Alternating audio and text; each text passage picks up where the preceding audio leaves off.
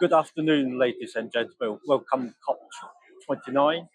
My name is King Lee, Head of Policy and Industry Engagement at the World Nuclear Association. I would like to welcome you to the Net Zero Nuclear Pavilion. I'm delighted to provide some opening remarks on this very important panel discussion on greenhouse gas protocol update and how it could impact on nuclear energy development. As we know, this year, COP29 has been labelled as the finance COP. So I would like to say a few words to provide an overview and aim to connect some dots, linking at this panel discussion on greenhouse gas protocol standard that helps to entity to measure and report on their greenhouse gas emissions with climate finance and another important related area, climate reporting and non-financial disclosure. Central banks and financial regulators consider that a key component to greening the global financial system and to scale up climate finance is transparency and disclosure. Disclosure reporting that provide consistent, comparable and reliable information is essential for investment to help and foster the alignment of financial flow for the transition to a low carbon economy. Reporting of reliable information encourage more enlightened strategic management of capital flow and provide information for financial institutions to shape their lending and investment decisions. Given the importance of climate disclosure to facilitate climate finance, there has been significant global progress on climate disclosure. The development of global climate reporting standards and the increasing requirements from jurisdictions around the world for mandatory climate reporting. Recently, the US Security Exchange Commission finalized a rule in March 2024 with the requirement for companies to disclose some of their emissions they deem financially material to investors. The European Union established the Corporate Sustainability Reporting Directive, CSRD, in 2023, which required companies operating in Europe to disclose their emission beginning in 2025. In June last year, International Sustainability Standard Board, the ISSB, published the IFRS S1 and IFRS S2. These provide the international baseline sustainability-related and climate-related disclosure standards. IOSCO, the International Policy Forum for Security Regulators, have endorsed the ISSB standards and have called on its 130 members jurisdiction, regulating more than 95% of the world's financial market, to consider how they might adopt and apply the ISSB standards. So far, 1,000 companies have referenced the ISSB standards in their non-financial reports, and 30 jurisdictions around the world are making progress towards introducing ISSB standards in their financial, legal, and regulatory framework. So to date, 16 jurisdictions have finalized the decision to adopt or use ISSB, and the other 14 jurisdictions are making progress to adopt ISSB standards. It is estimated that the IFRS S2 climate standard could affect between 100,000 to 130,000 companies globally.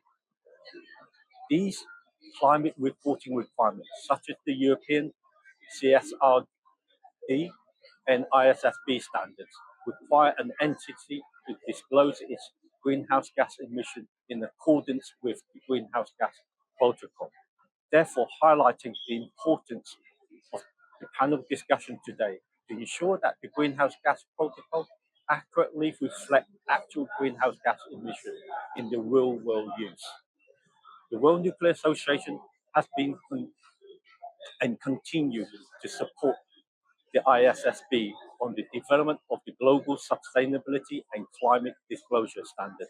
We have provided comments and are encouraging ISSB in particular the development of the industry-specific disclosure requirements.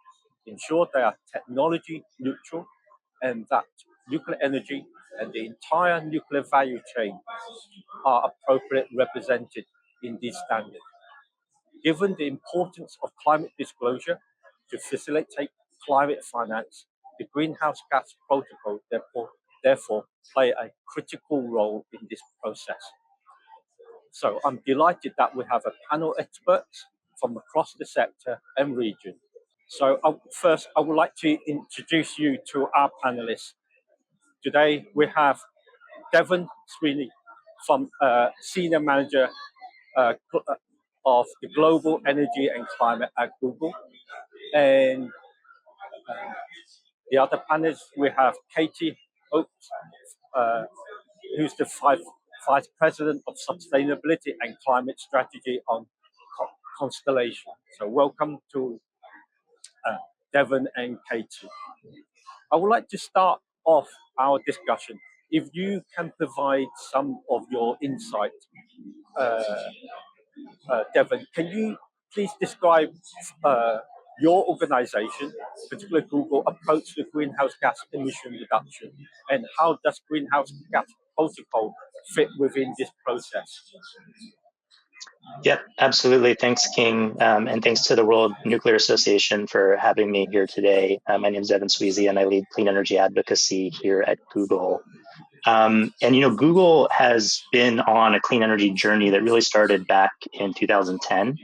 That's when we signed our first corporate power purchase agreement for a wind project in the United States. And this was a time when renewable energy was much more expensive than it is today. And it was mainly utilities and not corporations that were signing power purchase agreements.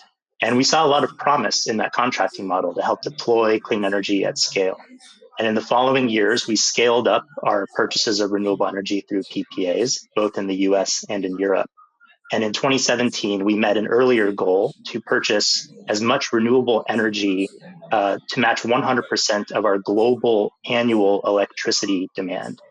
But we knew that while that was an important milestone, that wasn't the same thing as fully decarbonizing our electricity consumption. And that's why in 2020, we set our next goal, which is to operate on 24/7 carbon-free energy at all of our data centers and office campuses around the world by 2030. And that means matching our electricity consumption with clean energy that we are purchasing and deploying on the same grid and in the same hours as our electricity consumption. Today, we have 14 gigawatts of clean energy under contract around the world, making us one of the largest private purchasers of clean energy globally. And we're continuing to purchase clean energy to meet our goal. So to get back to your question, King, about the Greenhouse Gas Protocol, the protocol, and in particular the Scope 2 guidance, is really foundational for how most companies today understand and plan for reductions in their electricity emissions. It is what allows companies to make claims about their use of clean energy and the associated emissions reductions.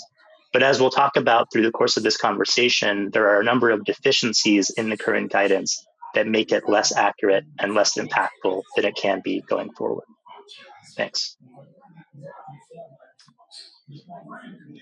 Thank you, Devon, for that. Over to you, Katie. Obviously, Constellation being a US utility, so can you provide your view? How does a utility, your utility, approach to greenhouse gas reduction, and how does greenhouse gas protocol fit within your organization?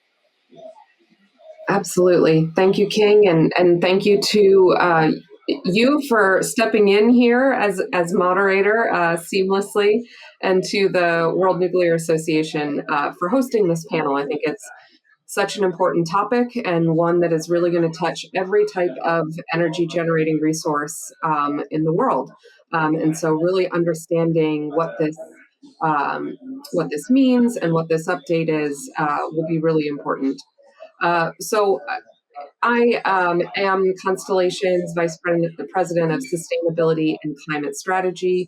So this means that in addition to being responsible for our own greenhouse gas reporting through using the Greenhouse Gas Protocol, I'm also responsible for understanding how each of our zero carbon assets can be utilized by other businesses looking to purchase clean power. So Constellation Energy is the largest producer of clean power in the United States. We supply 10% of all of the clean energy on the US grid, and we have the lowest emissions rate of any utility in the US by far. This, of course, is due to our very large nuclear fleet. We also have some renewables and some hydro, but it really is the nuclear fleet that is the backbone of our clean energy generation. Now, that makes Constellation 89% clean. Our entire fleet, we are 89% clean.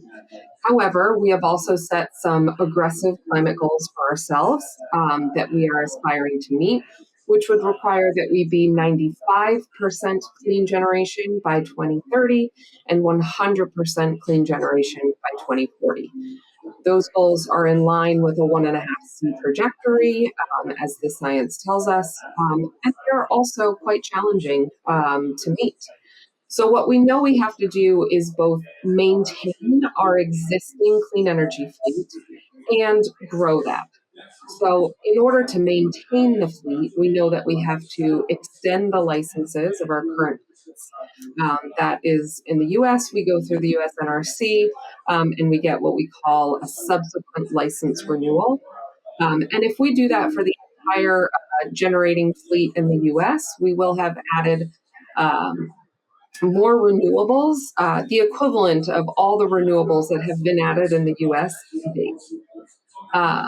We also are exploring uprates, which means that you can extract more clean energy from an existing plant by doing efficiency work and some other retrofits. We think that in the Constellation fleet, we have about 1,000 megawatts of uprates available to us at our existing fleet right now. And finally, we are also exploring advanced nuclear and ways to add advanced nuclear technology to the US grid. That is a longer term prospect, but something we're very enthusiastic and excited about. Now, to do all of these things, though, it requires having a greenhouse gas accounting system that really values all of the attributes of that type of energy. So the fact that it is both zero carbon, but also that it is firm and it is available 24/7 every day of the year. And so to do this, we know that we need some improvements in the Greenhouse Gas Protocol standard, as Devon was mentioning. And the last thing I'll just point out is that for the nuclear industry here, I just want to, make sure I mention that it has been a journey throughout to have nuclear recognized in many forms, but including by the Greenhouse Gas Protocol. Previously, in the U.S., as Devon mentioned, this really helped set off, an age of renewable procurement that was hugely impactful in the U.S. But that was based on something called RECs, renewable energy certificates. There wasn't even a tradable certificate for nuclear energy in the U.S. until Constellation created one called an emissions-free energy credit. Now that has the same transactability as a REC. We have many customers purchasing those from us. But I just think it really speaks to the fact that the nuclear industry really has to show up in these forums and make the case for why nuclear should be treated the same way as other zero carbon energy. I think I'll stop there. I know we have lots more to get to in the discussion, but thank you so much for the opportunity, King. Devon, Katie, thank you very much providing your perspective, your organising, both for Google and Constellation, commitment to low carbon and talk about the importance of 24/7 clean energy and so forth. And Katie, bringing your important role that nuclear can play within that context. Now, perhaps talk in detail for this panel about the greenhouse gas protocol. Perhaps if I may direct this question to you, Devon, first.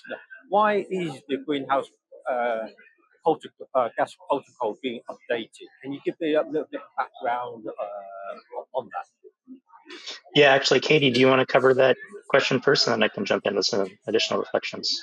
Yeah, I think I can start off with that one, and welcome, obviously, your input, Devon. So Devon mentioned that this greenhouse gas protocol is being updated. That's across all scopes, but what we're really focused on today is the scope 2 guidance, which refers to the electricity that you purchase for your business. So the corporate standard, the greenhouse gas protocol corporate standard for scope 2 guidance was last updated in 2015. And that was really to improve the standardization of this type of reporting for companies. And again, as we've discussed, that really has driven significant uptake of clean energy across the globe, really, and provided a way for companies to be able to report what their procurement is really doing within their own greenhouse gas inventories. Now, this system, though, since 2015, has been based on something that we call annual accounting. So essentially, you can kind of true up at the end of a year your greenhouse gas inventory. So what this means, and I'm going to use a U.S. example, but this can really happen across the globe. What this means for someone a company that is reporting on their emissions, whether it's Google or Constellation or any business that reports using the greenhouse gas protocol, it means that, let's say you're a manufacturing company and you decide to locate a warehouse or some facility in West Virginia. And in the US, West Virginia has a significantly higher emissions rate than much of the rest of the country. So let's say you locate your load there and you know what your emissions are associated with that load. With the current greenhouse gas protocol rules, what you could do to kind of offset that load, those emissions associated with that load, is you can go to a wind farm in West Texas, where we have admittedly overbuilt wind to an extent, and you can purchase RECs off that wind farm, let's say, that have been produced in April, a very windy month in the U.S., where that wind farm would be producing a significant amount of RECs at a fairly low price. You could then take that REC purchase, apply it to that load in West Virginia, and you can call yourself 100% renewable. Now, we all know that the way the grid actually works, that's not what's happening. You're running that facility in West Virginia on the hottest day in July, and you're producing emissions in that community in West Virginia. So what I think that has really been understood, and there's a desire to improve with this update to the greenhouse gas protocol, is more accuracy and transparency about what companies are really doing when they are saying that they're 100% renewable or 100% clean. And so that's how, Devon mentioned that his company is pursuing a different type of goal, which is to match their energy usage with clean energy every hour of every day and on the same regional grid. So that is where the greenhouse gas protocol is going. I think that there's going to be a lot of twists and turns here that Devon can share with the group about how that update process goes. But that's really the crux of the issue in the Scope 2 guidance that they're trying to address. Devon, let me turn it over to you for more thoughts there. Yeah, let me just briefly add. I think Katie covered it very well. I think we should also, recognize that the original guidance has actually really been quite successful, right, in getting companies to start thinking about purchasing clean energy, motivated by reducing their emissions. And we've seen, for instance, 46 gigawatts of power purchase agreements signed last year for renewable energy technologies, which was a new global record. And so it has driven a kind of movement towards clean energy purchasing. But as Katie mentions, it has also led to increasing criticisms about the inaccuracies in claims that companies are making about that energy that they're purchasing to being sort of powered by 100% renewable energy, when in reality, they're still relying on electricity from carbon intensive fossil fuels in many places and many parts of the day. And so really this update, is about an opportunity to potentially get more accurate in how we think about electricity accounting, which has a lot of other implications regarding how we think about what technologies we need to really decarbonize fully the electricity system.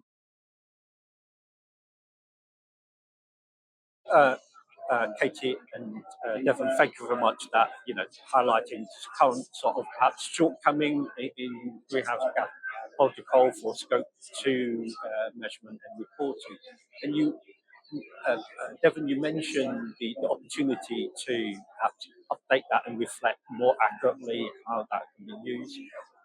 Can you maybe talk a little bit more how important is this in terms of defining the use of perhaps dispatchable and nuclear energy within the electricity system, and how that influence the investment and deployment of these type of technologies? Yeah, sure. I mean, I think it depends on ultimately where this update goes over the next couple of years and how some of these potential changes are reflected in what ends up becoming the final guidance. And so maybe just to give a bit of a background on the kind of process and where we are with regards to this update. So really the update process started actually towards the beginning of last year when the Greenhouse Gas Protocol put out a survey to stakeholders across the world for ideas and recommendations about how the guidance should be changed. They received over 400 responses around the world to the Scope 2 survey and over 70 individual proposals for how that Scope 2 guidance should be updated from companies, from non-governmental organizations, academia, and government. So many stakeholders across many parts of the world. And since that time, the protocol has created a governance process for this update, which is ongoing at the moment. So that includes the establishment of technical working groups for different parts of the protocol, including a Scope 2 technical working group. I actually sit on the Scope 2 technical working group along with one of Katie's colleagues from Constellation. And there's also an independent standards board that is essentially responsible for approving of any proposed technical changes to the guidance that comes from the technical working group. Right now, the group is in the process of reviewing all of the different ideas and coming up with ideas about what should be changing in the guidance. And that process will move until May, June of next year, when there will be an initial draft version of the guidance that will then be released for consultation. And the idea is that by the end of 2026, there will be a sort of fully updated and final guidance for the Scope 2 process. And so just to touch on your question, King, about sort of what are the potential updates that could be made to sort of value firm and dispatchable clean energy, and sort of what are the implications for the nuclear industry. I think some of the updates that we've recommended, including through our survey, Google's survey to the protocol, are sort of centered around two main updates to the current Scope 2 guidance. The first is to really sort of narrow the applicable geographic boundaries for claims related to clean energy purchasing to ensure that they are reflective of electricity that is actually deliverable to where you are claiming to consume it. And so today, as Katie was mentioning, regarding her example with West Virginia versus Texas, today there's no requirement in many places to ensure that you are actually claiming electricity that is deliverable to where you are actually consuming power. There's kind of this wide geographic dispersion, and that leads to inaccuracies in terms of the claims associated with the clean energy purchased. And then the second is to move from this annual average approach that Katie had described toward a more granular understanding of electricity and electricity emissions rates, and in particular moving toward hourly emissions factors.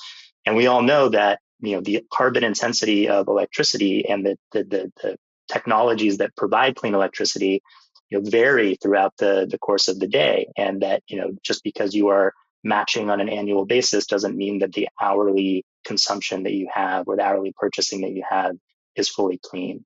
And so by moving, these two changes in particular toward a more granular understanding of carbon footprints, it also encourages companies to think about what are the different technologies that I could be using to fully decarbonize throughout the course of a day, over the course of a year, my electricity consumption. And that may include, continued investments in wind and solar, things like battery storage and demand flexibility, but also firm and dispatchable clean energy technologies like nuclear and others, which we think are really important for driving broader grid decarbonization. Having a better understanding, a more granular understanding of carbon footprints in that way will motivate an understanding from companies about what those technologies can do and why they're valuable in that context.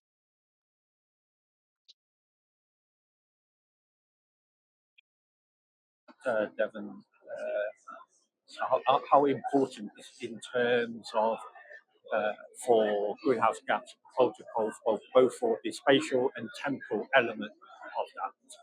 Perhaps Katie, obviously, Devon mentioned that Constellation already engaged in this process, but far as you're aware, what other utilities are engaging and providing input to these important greenhouse gas protocols, and perhaps highlight what should the nuclear industry or utilities should be doing in this area. Yeah, thanks, King. It's a great question because I think beyond the technical working group that Devon mentioned, which Constellation is fortunate enough to have representation on, there will be, as Devon mentioned, a years-long process to develop this update. And there will be many opportunities to both understand where the greenhouse gas protocol is going on some of these questions that we've raised, and opportunities to influence the outcome of the update, as of course this is going to affect all clean energy suppliers and buyers alike, and so I think the protocol is really looking for the input of different industries. So on the question of what other utilities or energy suppliers really are participating, I know that there are other clean energy suppliers on the technical working group. I think someone from a large company from the wind industry. Constellation is the only representative from the nuclear industry. And I also would just mention that the working group at the moment is certainly represented by a significant number of buyers. And I do think it's important for suppliers like Constellation and other clean energy suppliers to really get involved and make their voices heard. So we have been working with the Nuclear Energy Institute in the US to help build some advocacy there to weigh in with the greenhouse gas protocol. Likewise, I think the World Nuclear Association will be a very respected voice in this process and will have a lot to bring to the discussion. And right now, we're really centering our advocacy, again, with NEI and for Constellation around two key issues for nuclear. So the first is going to be how nuclear that is already on the grid is going to be kind of quote unquote counted. So up until the greenhouse gas protocol existed, there wasn't really a reason for companies to account for nuclear energy that was already on the grid. So in a lot of respects, it sort of was taken for granted, right? That was just grid energy that was already on the grid. Customers are using it, and some are paying for it in one way or another. An important distinction is that Constellation is actually what we call a competitive energy supplier. We are not a utility where we do not have rate-based customers at the end of the line that are guaranteeing the purchase of our nuclear energy. We have to go out and find customers for our nuclear energy or sell it into the spot market. And so I think that one of the big questions for nuclear energy in this update process is going to be, in all of those different types of structures, how is existing nuclear already on the grid going to be accounted for now in this new system of accounting? So that's one major issue, I think, for our industry. And then the second one is just what we've been talking about already here today, which is how do we move from this current annual accounting process that allows for some offsetting practices that don't necessarily account for how the grid has to actually operate. How do we move that into a more granular setting where we can really start to see the benefits and how intermittent resources can work together with dispatchable resources like nuclear to ensure that we do get to that end result of the 100% decarbonized grid. So I do think that there are a number of ways that the World Nuclear Association can get involved here. King, I would love to continue working with the group on that, whether it's through public advocacy, letters and other position papers of that sort to the Greenhouse Gas Protocol. And Devon will know this better, but my understanding is that they are receiving all input and really trying to consider the positions of all types of industries.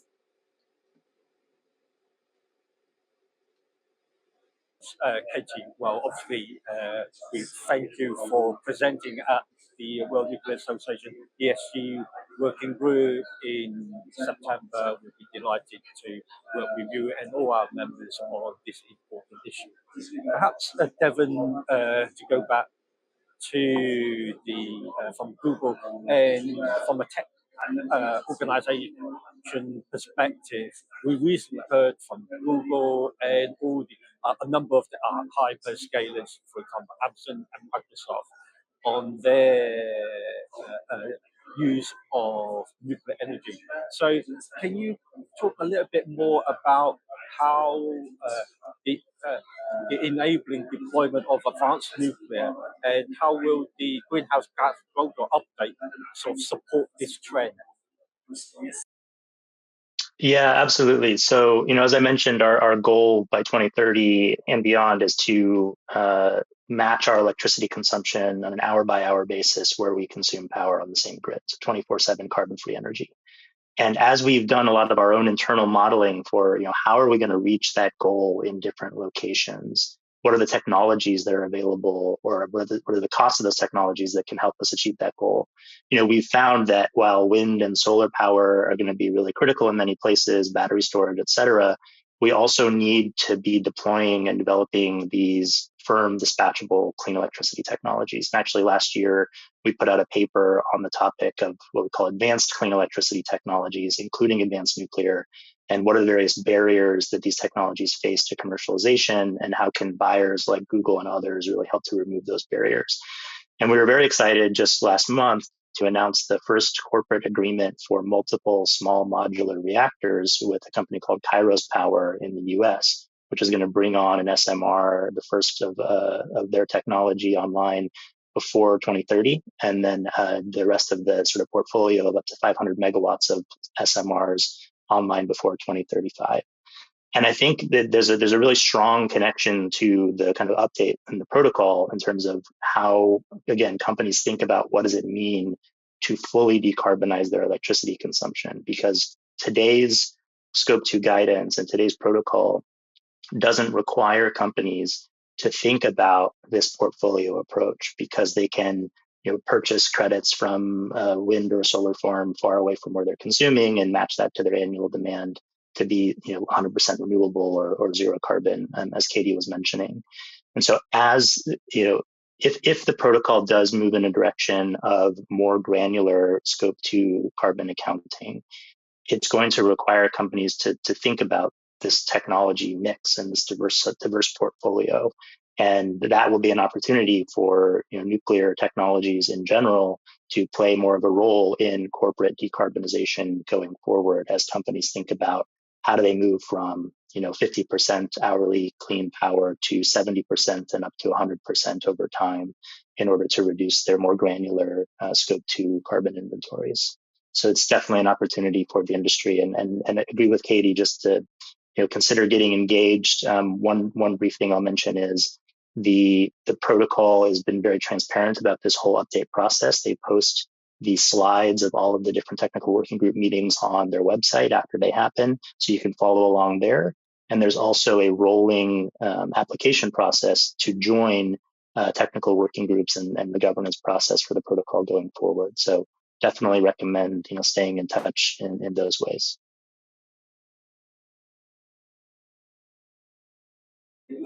Thank you for that, and we're really pleased with the recent announcement by Google and others on the in US on the use of nuclear technology for support the particular AI and data centers. Perhaps we want to draw the discussion to a very close, maybe some final remarks, Katie. So maybe get your perspective. What are the most important things you think Constellation and other nuclear industry sectors should be doing in terms of engaging in this process? Sure. Well, I think in addition to working through trade associations or other groups, I mentioned NEI, we certainly hope the WNA gets engaged. There are other groups that are advocating on these topics. Devon and I participate in many of them, and we'd be happy to, connect certain, specific companies with any of those. But by and large, I think it's really about getting out there, talking about these issues, understanding how they're really going to impact our industry. One other thing I can leave you with is, Constellation is certainly trying to embark on a bit of put your money where your mouth is. And we are starting some pilot programs ourselves on our greenhouse gas inventory to begin hourly matching our load with 24/7 clean energy. Taking our own advice here and moving it into our greenhouse gas inventory process, I think also helps demonstrate the feasibility of doing this and how this can actually play out in practice. From you in terms of targeted towards the nuclear sector and the advice on how we can get engaged in this process. Yeah, no, just to pay attention, because this is a really important issue. I mean, King, as you mentioned sort of towards the beginning, the greenhouse gas protocol is a voluntary standard and has been for 2 decades, but it's increasingly being embedded in regulatory disclosures around emissions and climate, and therefore it's very important to make sure that we get this update right regarding moving toward improved accuracy for corporate carbon footprints, and then that translating into increased actions by companies to decarbonize, which is ultimately what we all want to see happen, is more action, more decarbonization, more deployment of technologies that we need to drive forward grid decarbonization, and that's really the opportunity that we have in front of us with the protocol update. So just appreciate the opportunity to engage with you all, and as Katie mentioned, please feel free to reach out and definitely pay attention to this update process going forward. Thank you, Devon and Katie, for joining this discussion and raising such an important issue, in terms of helping, obviously, the world in terms of how to decarbonize and the impact it will have in terms of both for the real economy, in terms of measuring and accounting for greenhouse gas emission. Thank you for participating. And as both Katie and Devon said, the World Nuclear Association, they have an EHG working group that's now looking to support our members to work on this issue on greenhouse gas protocol, as well as the other ESG issue on sustainability and climate disclosure. So please contact myself or Katie, Kirsten, who unfortunately could not be with us today. So thank you very much.